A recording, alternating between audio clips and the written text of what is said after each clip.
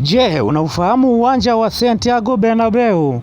Uwanja unaomilikiwa na klabu ya Real Madrid, unaopatikana nchini Hispania katika jiji la Madrid.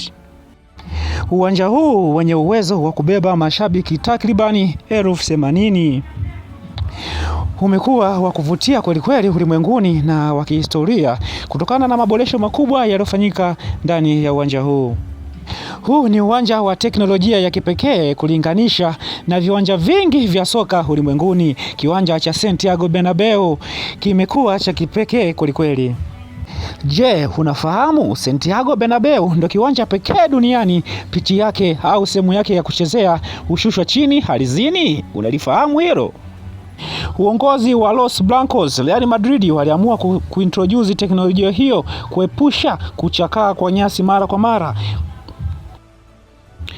Baada ya mchezo kutamatika, pitch au sehemu ya kuchezea ya uwanja Santiago Bernabeu itashuka chini ardhini na shughuli zote za umwagiliaji zitafanyika chini kwa chini. Mbali na maboresho makubwa ya teknolojia ya hali ya juu, uwanja wa Santiago Bernabeu umekuwa multipurpose stadium, yani uwanja ambao unatumika kwa michezo mingi kweli ukiachana na football.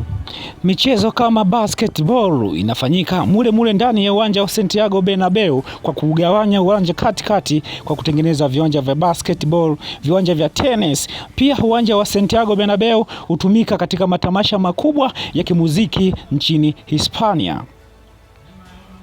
Hatua hii walioifanya Real Madrid inaonyesha maendeleo makubwa ya sayansi na teknolojia katika sekta ya michezo. Ulikuwa nami Alex Komba, endelea kufuatilia Dial TV kwa makala nzuri za michezo kama hizi.